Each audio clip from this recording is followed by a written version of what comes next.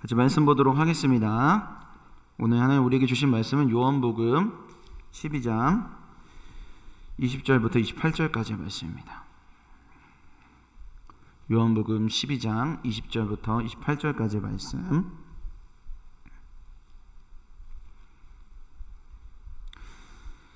목사님 먼저 읽고요. 그 다음 여러분들이 읽고 이렇게 교독하고 마지막 절은 합독하도록 하겠습니다. 요한복음 12장 20절부터 28절까지의 말씀입니다. 목사님 먼저 읽도록 하겠습니다. 명절에 예배하러 올라온 사람 중에 헬라인 몇이 있는데 그들이 갈릴리 벳세다 사람 빌립에게 가서 청하여 이르되 선생님이여 우리가 예수를 배우고자 하나이다 하니 빌립이 안드레에게 가서 말하고 안드레와 빌립이 예수께 가서 여쭈니 예수께서 대답하여 이르시되 인자가 영광을 얻을 때가 왔도다. 내가 진실로 진실로 너희에게 이르노니 한 알의 밀이 땅에 떨어져 죽지 아니하면 한 알 그대로 있고 죽으면 많은 열매를 맺느니라. 자기의 생명을 사랑하는 자는 잃어버릴 것이요 이 세상에서 자기의 생명을 미워하는 자는 영생하도록 보존하리라. 사람이 나를 섬기려면 나를 따르라. 나 있는 곳에 나를 섬기는 자도 거기 있으리니 사람이 나를 섬기면 내 아버지께서 그를 귀히 여기시리라. 지금 내 마음이 괴로우니 무슨 말을 하리요. 구원하여 이때를 면하게 하여 주옵소서. 그러나 내가 이를 위하여 이때에 왔나이다. 한 목소리 읽겠습니다. 아버지여 아버지의 이름을 영광스럽게 하옵소서 하시니 이에 하늘에서 소리가 나서 이르되 내가 이미 영광스럽게 하였고 또다시 영광스럽게 하리라 하시니 아멘. 반갑습니다 여러분. 안녕하세요. 반갑습니다. 저 아까 말고 옆에 있는 분들과도 우리 오랜만에 또 만났는데 인사 한번씩 할까요? 옆에 있는 분 보면서 반갑습니다. 반갑습니다.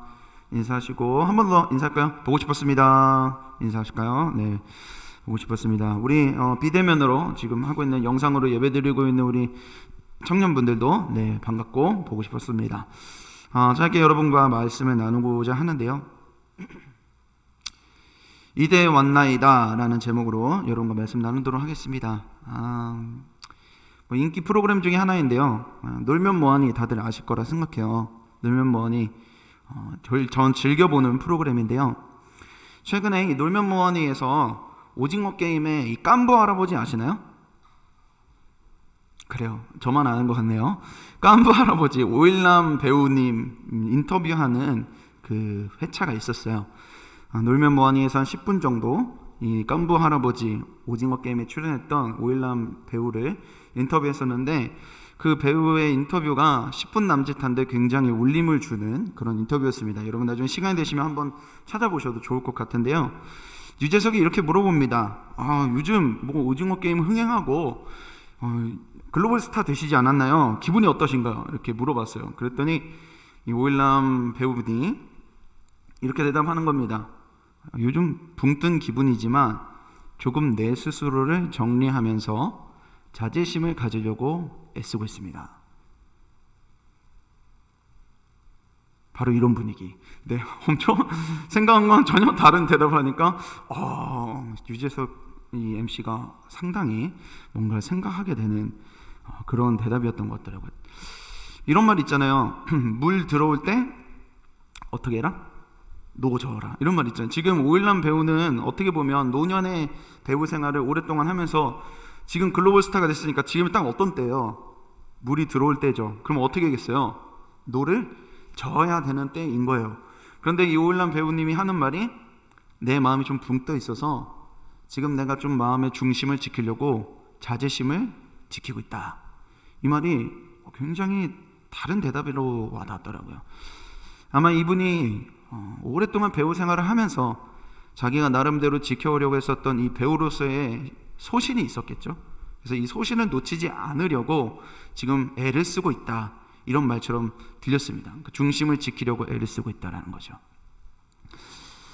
사람마다 저마다 이렇게 스포트라이트를 받게 되는, 그러니까 중요한 때가 한 번쯤은 오게 되는 것 같아요. 그리고 우리는 그때 어떻게 그때를 보내야 할지 우리는 많은 생각을 하게 됩니다. 너무나 중요하죠. 오늘 예수님도 왕이 되실 만한 너무나 중요한 때에 이르르셨어요. 오늘 예수님은 여러 가지 사람들의 인정과 인기를 받고 있었는데요. 먼저 우리 13절 말씀 한번 보실까요? 12장 13절 말씀에 보면 이렇게 얘기를 해요. 종려나무 가지를 가지고 받으러 나와서 외치되 하면서 뭐라고 외치는지 같이 읽어보도록 하겠습니다. 시작. 호산나 찬송하리로다. 주의 이름으로 오시는 이 곧 이스라엘의 왕이시여 하더라. 아멘. 이스라엘 백성들이 예수님을 이렇게 찬송하고 있었습니다. 그냥 찬송할 뿐만이 아니고요. 예수님이 이 예루살렘 성에 입성하실 때에 지금으로 보면 레드카펫처럼 예수님의 그 행렬에 자신의 그 겉옷을 다 깔아서 종려나무 나무를 막 흔들며 목청껏 외치는 거예요. 다윗의 자손이여, 다윗의 자손이여. 이분이 우리가 그토록 기다리던 왕입니다. 많은 사람들이 예수님을 왕으로서 인정하기 시작합니다. 19절 한번 보실래요? 또 다른 변화가 하나 있습니다. 자, 19절 보면 이렇게 되죠. 바리새인들이 서로 말하되 볼지어다. 너희 하는 일이 쓸데없다. 보라, 온 세상이 그를 따르는도다 하니라. 바리새인들이 예수님을 얼마나 괴롭혔어요. 정말 많이 괴롭혔잖아요. 그런데 지금 이렇게 예루살렘 성까지 입성하고 나니까, 죽은 나사로까지 살리고 나니까 많은 사람들이 그 살린 이야기에 눈이 휘둥그레지고 많은 사람들이 예수님 앞에 나아가니까 이 바리새인들도 어떤 상황이냐고요? 두 손 두 발 다 드는 거예요. 안 되겠다. 온 세상이 그에게 집중한다. 이제 우리가 할 수 있는 방법은 없다. 그를 끌어내리려고 했는데 방법이 없다 이거예요. 더 놀라운 변화는요, 오늘 우리 읽어본 본문의 20절, 21절인데요. 우리 같이 한번 읽어보도록 하겠습니다. 20절, 21절 같이 읽어보겠습니다. 시작. 명절에 예배하러 올라온 사람 중에 헬라인 몇이 있는데 그들이 갈릴리 벳세다 사람 빌립에게 가서 청하여 이르되 선생이여 우리가 예수를 배우고자 하나이다 하니. 헬라인 몇이 있었대요. 이 헬라인은 이스라엘 사람이 아니라는 거죠. 그러니까 외국 사람이라는 거예요. 이방인이라는 거죠. 근데 이제 유대인들을 넘어서 예수님을 인정하는 사람들이 외국에도 나타나는 거예요. 얼마나 오랫동안 하나님이 많은 선지자들을 보내면서 외쳤던 예언이에요. 유대인들만 돌아올 게 아니라 이 이방인들도 돌아와 함께 예배하게 될 거다. 내 집은 만민이 기도하는 집이다. 여기서 이 만민은 이방인들도 포함된다는 말인 거죠. 근데 그 첫 번째 징조가 오늘 나타나는 거예요. 예수님의 제자 빌립에게 이 헬라인 몇 사람들이 찾아가가지고 도대체 예수가 누구냐? 누군데 이런 환대를 받느냐? 내가 그와 대화하고 싶다. 유대인들도 이방인들도 다 모여서 예배하게 되리라는 그 징조가 이루어지는 장면이니까 정말 누가 봐도 예수님이 왕이 될 만한 상황이 된 거예요.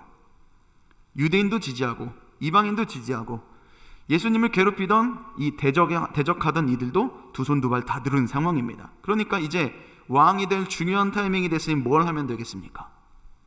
뭘 하면 될까요? 뭐 지금 한참 대권 주자들이 자신의 이 다음 차기 대통령직을 위해서 열심히 선거 유세를 하잖아요. 그것과 비슷한 거죠. 예수님이 선거 유세를 열심히 하면 되는 겁니다. 이제 장애물들도 다 없어졌고 나를 지지하는 세력들도 많아졌으니까 선거 유세하면 되는 겁니다. 그런데 이 중요한 타이밍에, 왕이 될 만한 중요한 타이밍에 예수님은 너무 이해할 수 없는 말씀을 하세요. 24절 말씀 우리 같이 한번 읽어보도록 하겠습니다. 24절입니다.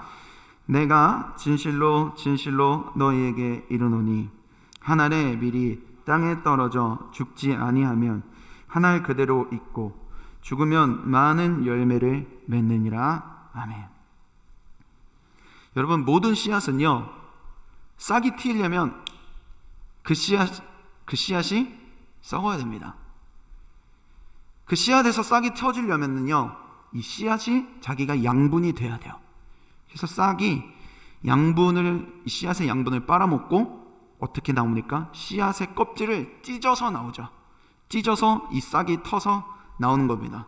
그렇게 해서 싹을 튼 이 씨앗은 어떻게 됩니까? 씨앗은 죽지만 이후에 이 싹이 수백 배, 수천 배로 자라나서 많은 열매를 맺게 되는 거죠. 예수님이 그 얘기를 하고 있는 거예요. 미랄이 땅에 떨어져 썩어야 싹이 트고 수백 배 수천 배의 열매를 맺는 거다. 예수님이 지금 왕이 되어야 하는 타이밍에 왜 이 이야기를 하는 거예요? 무슨 말입니까?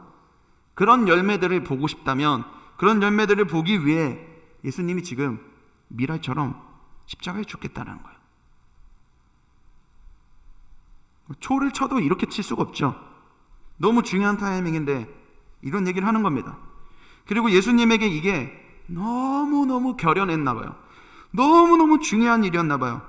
자기 자신도 괴로운 게 있는데 괴로움에도 나는 이 일을 위해서 이때 왔다라고 이야기해요. 우리 27절 말씀 한번 읽어볼까요? 27절, 예수님의 결연한 심정이 여기 드러납니다. 같이 한번 읽어보겠습니다. 시작. 지금 내 마음이 괴로우니 무슨 말을 하리요? 아버지여, 나를 구원하여 이때를 면하게 하여 주옵소서. 그러나 내가 이를 위하여 이때에 왔나이다. 이를 위하여 이때에 왔나이다. 이런 말인 거죠. 내가 이때를 위하여, 내가 이를 위하여 이때에 왔는데 내가 이때를 면하게 해달라고 그럼 기도해야겠니? 그건 아니잖아. 그건 아니잖아. 내 마음이 괴롭고 이 짐이 너무 무거울지라도 그건 아니잖아. 나는 이것을 위해 바로 이때에 왔다. 그리고 그 이유가 무엇이라고 이야기하느냐? 그 이유는 바로 내가 이렇게까지 미랄이 되려고 하는 이유는 하나님 아버지를 영광스럽게 해드리고 싶기 때문이야. 28절에서 그렇게 이야기합니다. 우리가 한번 읽어보도록 하겠습니다. 28절 시작. 아버지여, 아버지의 이름을 영광스럽게 하옵소서. 네, 여기까지 읽겠습니다. 아버지여, 아버지의 이름을 영광스럽게 하옵소서. 그게 단 하나의 이유예요. 누가 봐도 인간적으로 봤을 때 너무나 좋은 왕이 될 만한 타이밍인데 예수님이 왜 미랄처럼 썩어서 십자가에 죽으시는가? 이유 하나입니다. 네, 하나님 아버지를 영광스럽게 해드리려고. 제가 하는 이야기를 쭉 계속 잘 따라와 주셔서 감사합니다. 자, 여기서 한번 멈춰볼까요? 하나님의 영광을 위해, 이거에 대해서 좀 생각을 해보죠. 얼마나 많이 우리가 외쳤던 슬로건 같은 크리스찬의 그 말입니까? 너 왜 살아? 하나님 영광을 위해. 모든 크리스찬의 목적일 거예요. 하나님 영광을 위해. 시상식에서 크리스찬 연예인들이 말하는 단골 수상 멘트죠. 이 모든 영광을 하나님께 돌립니다. 저는 그거를 비하하는 거 아닙니다. 너무나 귀한 고백이고 그 자리에 있어서도 신앙이 변치 않는다는 건 정말 감사한 일이죠. 제 얘기를 좀 할게요. 20대 초반에, 예전에도 제가 잠깐 한번 말씀드린 적이 있는 것 같은데, 제가 20대 초반에 아주 잠깐, 오해하지 마시고 아주 잠깐 대학로에서 뮤지컬을 했어요. 좋아요, 이런 반응. 아무도 믿지 않는 이런 반응 좋습니다. 네, 그렇게 제가 대학로에 잠깐 뮤지컬을 했었는데 그때 사람들이 저에게, 제가 좀 부끄러운 얘기를 할게요. 진짜 말하기 부끄러운데, 사람들이 저에게 너 비전이 뭐냐 이렇게 물어보면 지금 말하는 제가 너무 부끄러운데, 나는 문화사역으로 복음을 전할 거야, 이런 얘기를 하고 다녔었어요. 나는 하나님의 영광을 위해서 뮤지컬을 하고 있어, 이렇게 얘기를 했었어요. 누군가에겐 그게 정말 맞는 사명의 말이겠지만 저한테는 그게 지금 생각하면 정말 부끄러운 말이에요. 되게 겉멋에 들었거든요. 엄청 겉멋에 들어서 난 문화사역으로 막 복음을 전할 거야, 하나님의 영광을 위해서 난 뮤지컬을 해, 이렇게 얘기를 했었던 때가 있었습니다. 근데 오늘 보니까 하나님의 영광을 위한다라는 것, 예수님이 말하는 하나님의 영광을 위해 사는 삶이 뭐라고 하느냐? 아주 심플해요. 미랄이 되는 거래요. 미랄이 돼서 죽는 삶이 하나님 영광을 위한 삶이라고 이야기하는 거예요. 그런데 그때 당시에 저를 보면, 뮤지컬 했던 그때 당시에 저를 보면 정말 아이러니하게 하나님 영광에 살겠다고 이야기해놓고서 당시에 이 죽으라는 말이 저는 너무 싫었어요. 죽으라는 말이 너무 듣기 싫었습니다. 왜냐면은 너무 부담스럽거든요. 왜 자꾸 죽으라고 하는 걸까? 왜 자꾸 십자가에 자기를 못 박으라고 하는 걸까? 왜 자꾸 죽으라고 하는 걸까? 나는 아직 그렇게 신앙이 좋지 않은데, 근데 죽을 만큼 신앙이 좋은 게 아닌데, 나 죽을 자신이 없는데 왜 자꾸 죽으라 하는 걸까? 솔직히 말하면은 내 마음속 안에는 죽기 싫은 마음이 너무 많이 있는 거예요. 아마 이 자리에도, 그때 20대 초반에 저와 비슷한 마음을 이 자리에도 갖는 분들이 있을지 모르겠습니다. 죽기 싫은 거죠. 왜 자꾸 죽으라 하는 걸까? 너무 부담스럽게. 난 그만한 신앙의 깜냥이 아닌데. 오늘 그 오해를 조금 풀기 원하는데요, 그건 사실 죽는다는 의미를 우리가 제대로 모르기 때문입니다. 죽는다. 도대체 뭐가 죽는다는 말인 걸까? 우리가 오늘 이 오해를 풀었으면 하는데요, 그 다음 절인 25절 말씀 우리 한번 읽어보도록 하겠습니다. 25절 한 목소리로 읽어보겠습니다. 시작. 자기 생명을 사랑하는 자는 잃어버릴 것이고 이 세상에서 자기의 생명을 미워하는 자는 영생하도록 보전하리라. 아멘. 자, 여기서 자기 생명을 미워한다 그래요. 이거 오해하지 마세요. 자기 생명을 미워한대요. 이 말을 우리가 잘못 이해해서 막 학대하는 거, 내가 내 생명을 막 미워한다고 하니까 막 학대하고 자기를 막 책찍질하고 정신분열증 걸린 사람처럼, 아니면은 뭐 예를 들어 이런 거죠. 수도원에 고행을 하는 사람들 있잖아요. 수도원을 고행하는 사람, 정말 자기의 몸을 치는 사람, 그런 것을 뜻하는 게 아니에요. 자기의 생명을 미워하는 자. 여기서 말하는 이 생명이라는 단어를 우리가 제대로 이해하면 죽는다는 의미도 우리가 쉽게 이해할 수 있어요. 여기서 말하는 생명이라는 뜻은 푸시케. 우리 육체의 생명을 뜻하기도 하지만, 우리 육체의 목숨을 뜻하기도 하지만, 사실 우리의 몸, 우리 전체를 이루는 거예요. 우리의 영혼, 우리의 자아, 내 자아를 얘기하는 거예요. 우리 자아가 무엇으로 구성되어 있습니까? 지성, 감정, 의지, 이런 게 우리의 자아를 이루고 있잖아요. 그러니까 단순히 몸뚱이만 이야기하는 게 아닌 거예요. 생명을 말할 때는 내 자아, 내 뜻, 내 계획, 내가 가지고 있는 판단, 모든 것들을 다 포함하는 게 바로 이 생명이라는 뜻인 거예요. 그러면 우리가 이제 이렇게 이해할 수 있는 거죠. 여기서 자기 생명을 미워한다라는 것은 단순히 내 몸을 미워한다라는 게 아니라 뭘 미워한다는 거예요? 내 자아, 내 뜻, 내 계획에 대해서 부인한다라는 뜻인 거예요. 반대로 그러면 자기 생명을 사랑한다라는 말은 무슨 말인 거예요? 저는 생명이 소중하다고 생각합니다. 목사님, 생명은 존엄한 거니까요. 이런 뜻이 아닌 거예요. 생명을 사랑한다, 자기 생명을 사랑한다라는 거는 그런 부정적인 뜻이 아니라 자기의 뜻을 사랑한다는 거예요. 자기의 계획을, 자기의 자아를 사랑하는데 하나님보다 더 사랑하는 거예요. 바꿔 말하면 무슨 말이에요? 고집이 엄청 세다는 거예요. 고집이 너무 세서 하나님보다 더 세다는 거예요.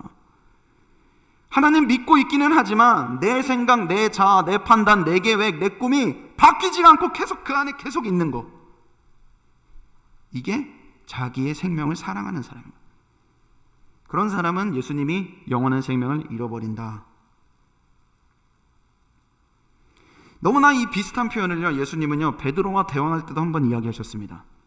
예수님 베드로와 대화를 하는데요, 예수님이 이런 말씀을 하세요. 제자들한테 이런 얘기를 해요. 얘들아, 나는 말이야, 저 예루살렘에 올라갔을 때 종교 지도자들이 나를 죽일 거야. 아주 고난을 주고서 나를 죽일 거야. 나 십자가에 못 박혀 죽을 거야. 그런데 말이야, 3일 만에 살아날 거야. 예수님 말씀하세요. 그때 베드로가 이 말이 너무 쇼킹이어서, 죽으신다는 이 말이 너무 쇼킹이어서 예수님의, 좀 격렬하게 표현되는데, 어떤 사람은 예수님의 멱살을 잡았다라고도 이야기해요. 어쨌든 예수님을 손으로 붙잡았다라고 이야기해요. 그래서 강하게 예수님을 훈계해요. 말이 됩니까? 제자가 스승을, 감히 예수님을 베드로가 훈계해요. 책망합니다. 그게 무슨 말입니까?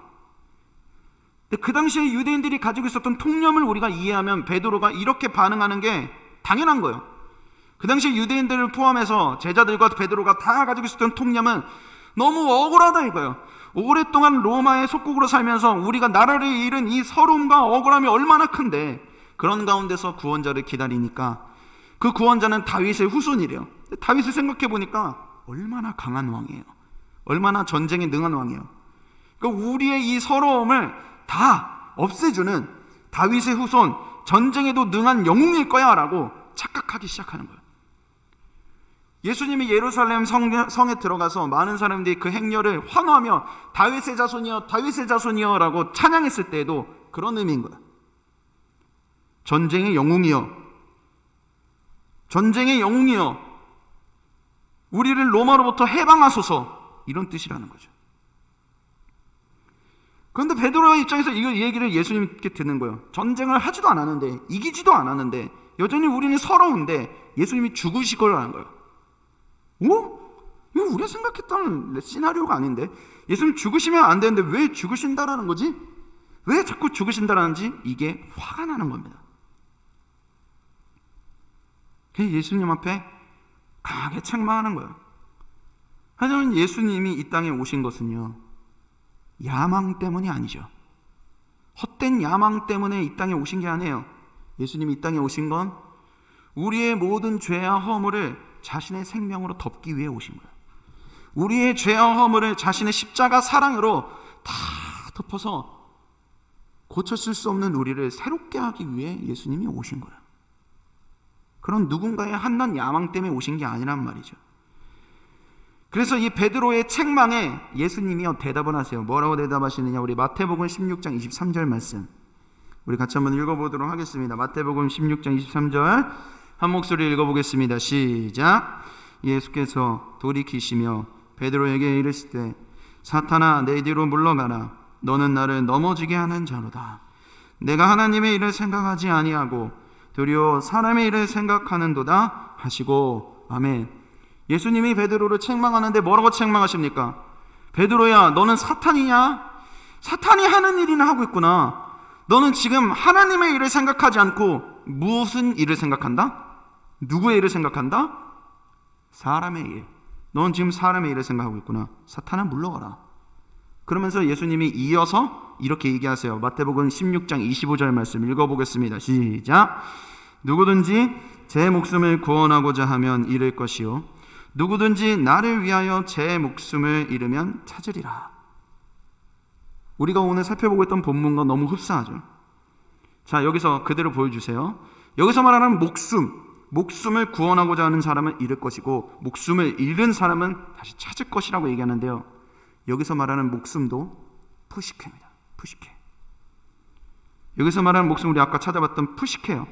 여기서 말하는 목숨이 단순히 내 몸뚱이의 생명만을 말하는 게 아니라 내 뜻, 내 계획, 내 마음, 내 자아, 내 고집, 내가 생각하는 계획, 내 꿈 다 포함이 되는 거예요. 근데 그것을 스스로 구원하려는 자, 여기서 말하는 구원하려는 자 넘겨주실래요? 여기서는 구원한다는 뜻이 어떤 뜻인지 봤더니 완전하게 만든다. 그러니까 내가 내 스스로 이 꿈을 완전하게 이루고 싶은 거예요. 내가 내 힘으로 이 계획을 완전하게 이루고 싶은 거예요. 내 안에 있는 그 수많은 계획들대로 되어야 합니다. 고집이 얼마나 센지 완전히 자기 뜻대로만 하려는 자를 지금 여기서 얘기하는 거예요. 겉으로는 예수님을 위하는 척 하겠죠. 신앙심이 좋은 척 하겠죠. 베드로랑 똑같아요. 베드로가 예수님을 따라다니고 있지만 그런 척 하지만 사실 주인은 자기예요. 베드로의 주인은 자기입니다. 자기가 주인 행세하면서 예수님을 핸들링 하려고 하는 거예요. 예수님 이렇게 해야죠. 저렇게 해야죠. 지금 죽으신다는 게 무슨 말입니까? 그때 예수님 뭐라고 하세요? 너는 지금 하나님의 일이 아니라 사람의 일을 생각하고 있다. 넌 지금 사람의 일을 생각하고 있다. 너의 고집에 매여서 너의 생각 계획대로 너 스스로를 구원하려 하고 있구나. 그러면 생명을 잃을 거다.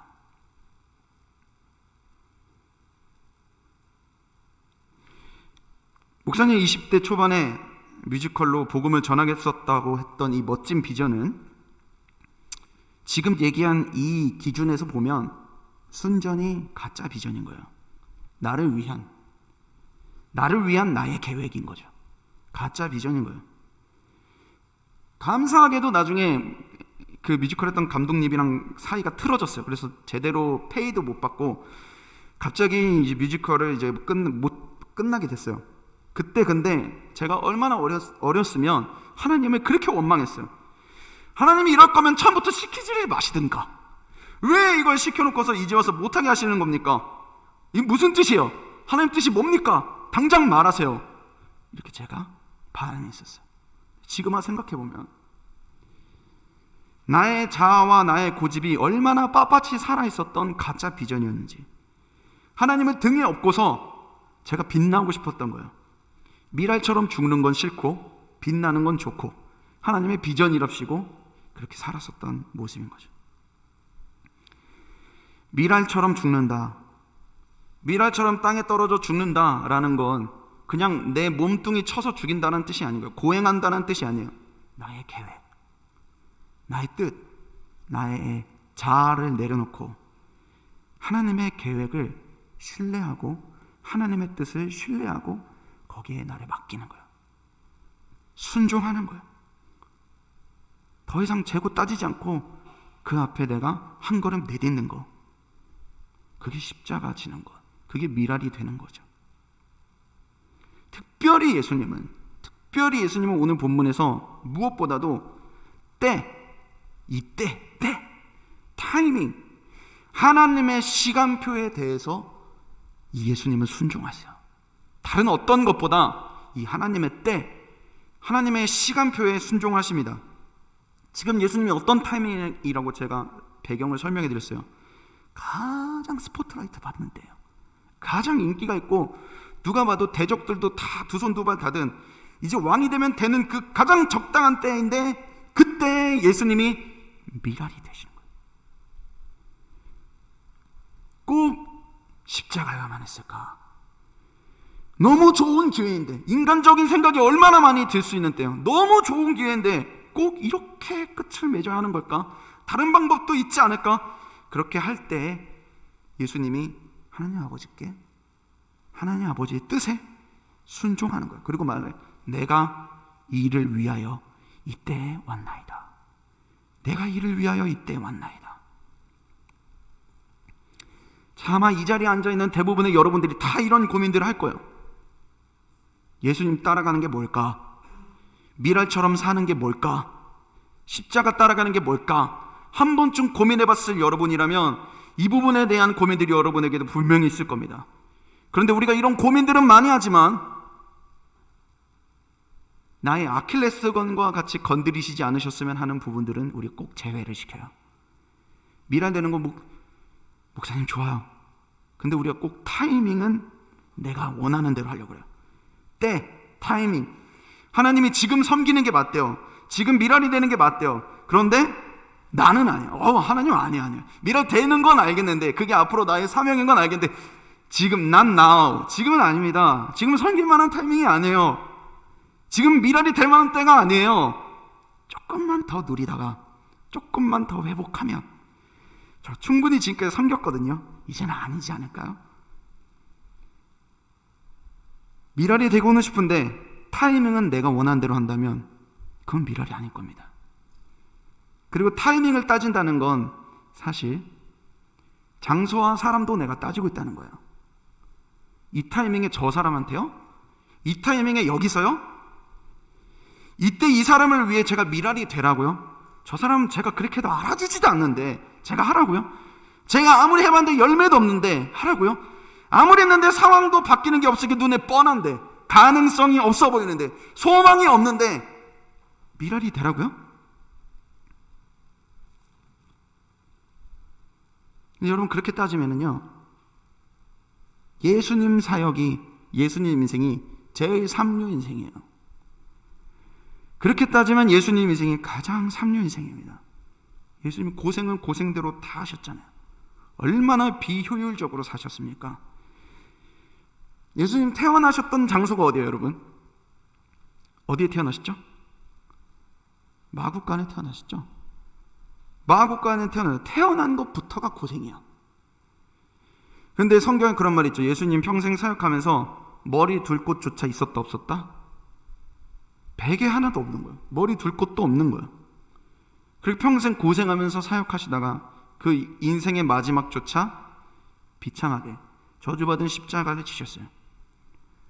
한 영혼 살리겠다고, 한 영혼 살리겠다고 미랄이 되셨는데 한 영혼도 남지 않아요. 모두가 도망을 가요. 그렇게 따지면, 미랄이 되는 것으로 따지면 예수님은 정말 삼류 인생인 거예요. 정말 실패한 인생인 거예요. 그런데 하나님이 예수님을 뭐라고 평가할까요? 이 평가가 예수님을 향한 평가고, 이 평가가 미랄이 되기 위한 우리를 향한 평가일 줄 믿습니다. 우리 28절 말씀 예수님을 하나님이 이렇게 평가합니다. 한 목소리로 읽어보겠습니다. 시작. 아버지여, 아버지의 이름을 영광스럽게, 내가 이미 영광스럽게 하였고 또다시 영광스럽게 하리라 하시니. 예수님의 그 삼류 인생 같은 미랄이 되었는데 아무도 알아주지 않고 모두가 도망치는 그 인생을 하나님이 보시고 뭐라고 말씀하시느냐? 내가 이미 영광스럽게 됐다. 열매가 없어요. 지금 예수님은 죽을 때까지 열매가 없어요. 그런데 이미 내가 너의 삶을 통해 영광을 받았다. 예수님이 어떻게 사셨어요? 열매가 바로 보이는 것은 없지만 언제나 하나님 아버지를 위해 살았어요. 언제나 하나님 아버지와 사귀며 살았었어요. 그리고 하나님 아버지는 그 삶 자체로, 하나님 아버지는 그 삶 자체로 영광을 받으시는 거예요. 그럼 무슨 업적이 있어? 무슨 열매가 있어? 없어요. 근데 여러분 기억하십시오. 따라해볼까요? 영광은, 한번 따라해봅시다. 영광은 관계에서 비롯된다. 다시 한번 읽어볼까요? 영광은 관계에서 비롯된다. 네, 여러분 하나님이 영광 받으시는 건요, 관계에서 나와요. 관계, 업적이 아니에요. 관계에서 나옵니다. 한번 생각해 보세요. 올림픽 금메달을 땄어, 한 선수가. 와, 대단하다. 그런데 알고 보니까 이 사람이 우리나라 사람이 아니야. 그러면 영광이에요? 우리나라 영광은 아니죠. 관계예요, 관계. 소속이 어디냐요? 금메달을 얼마나 많이 따도 그 사람이 우리나라 사람 아니면 그 우리랑 뭔 상관이에요? 목사님의 사모님이 다른 사람들의 눈에는 그냥 평범한 삶처럼 보일 거예요. 그냥 가정주부처럼 보일 거고 동네 주민처럼 보이겠죠. 근데 목사님에게만큼은 우리 사모님의 삶이 가장 특별한 거예요. 왜? 나와 그런 관계를 맺었으니까. 나와 평생을 함께 하기로 결심해진 유일한 한 사람이니까. 함께 고민해주고 함께 기도해주고 사역에 같이 애써주는 모든 순간이 나와 함께 해주는 거니까 그게 그냥 고맙고 가장 특별한 거예요. 다른 사람들의 눈에는 그냥 가정주부인 거죠. 다른 사람들의 눈에는 어떻게 보면 그냥 동네 주민처럼 볼 수 있어요. 근데 나에게는 가장 특별한 거예요. 영광은 관계예요. 관계에서 비롯되는 겁니다. 하나님 아버지 눈에 예수님의 모든 삶이 다 그래 보였던 거예요. 사람들의 눈에는 삼류 인생, 그렇게 떠버리처럼 얘기하면 자기가 왕이라고 얘기하더니 십자가에 달려서 죽은 실패한 인생처럼 보일 수 있지만 하나님 아버지의 눈에는 그 모든 삶의 발자취가 아버지를 위해, 아버지를 사랑하며 살아갔던 그 모든 삶이 하나님 아버지의 눈에는 이미 영광이래요. 이미 그게 영광이래요. 여러분의 삶이 평범해 보이십니까? 초라한 삶처럼 느껴진다면 내 뜻 내려놓고 부족하고 연약하지만 주님 따라가려 하는 그 모든 흔적을 모두가 잊어도 하나님은 기억하시고 고맙다고, 야, 너 나를 왜 그래 애써줘서 고맙다고, 영광이라고 얘기하실 거라고 믿습니다. 그리고 또한 이것이요, 우리에게 소망이 됩니다. 이것만 이야기 마칠게요. 이게 또한 소망이 돼요. 우리 다시 한번 그 말씀 보여주실래요? 28절에 이미 영광스럽게 하였고 그 다음에 또 뭐라고 얘기합니까? 또다시 영광스럽게 할 거래요. 또다시 영광스럽게 할 거래요. 이게 우리의 소망이 되는 거예요. 끝날 때까지 끝난 게 아니에요. 지금 열매가 없어 보일 수 있지만 한 알의 밀이 땅에 떨어져 죽으면 많은 열매를 맺는다. 이 말은 단순한 위로가 아니에요. 이거는 하나님의 선포입니다. 약속이에요. 반드시 그렇게 될 거라는 거예요. 밀알이 떨어져 죽으면 반드시 많은 열매를 맺는다. 이건 하나님이 정해놓은 진리인 거예요. 예수님을 보세요. 밀알처럼 예수님이 썩어져서 십자가로 죽으셨어요. 근데 그 자리에서 열매가 아무것도 없는 것 같은 그 자리에서 열매가 시간이 지나고 나니까 피어납니다. 3일 만에 예수님이 부활하세요. 도망갔던 제자들이 그걸 보고 변화합니다. 그 제자들이 자기의 목숨을 내어놓으며 초대 교회를 세웁니다. 그 교회가 세워져 지금 여기 독서교회가 있잖아요. 신기하지 않나요? 이스라엘에서부터 있었던 그 교회가 여기까지 왔어요. 전 세계 수많은 성도들이 열매를 맺습니다. 하늘의 밀알이 땅에 떨어져 썩어지면 반드시 많은 열매를 맺는다. 우리는 이 소망 때문에, 이 약속 때문에 밀알이 될 수 있는 것입니다. 나의 때에 열매를 보지 못할 수 있지만 이 소망 때문에 하나님의 시간표를 신뢰하면서 순종하는 거예요. 예화 하나 들고 마치도록 하겠습니다. 제가 여러 목사님들을 좋아하지만 만나교회 이 김병삼 목사님이라고 여러분 혹시 아시나요? 만나교회. 그래요, 모를 수 있어요. 여기 이 교회가 다음 세대 사역으로 아주 큰 교회를 이루었어요. 굉장히 큰 교회입니다. 저는 이분의 설교를 들으면서 와, 역시 대형교회 목사님 정말 설교 좋다. 그리고 이 대형교회 목사님이다 보니까 아픔이 없을 줄 알았었어요. 그런데 이 김병삼 목사님이 며칠 전에 올라온 이 유튜브 채널에서 보니까 이런 고백을 하더라고요. 자기에게 30살이 넘은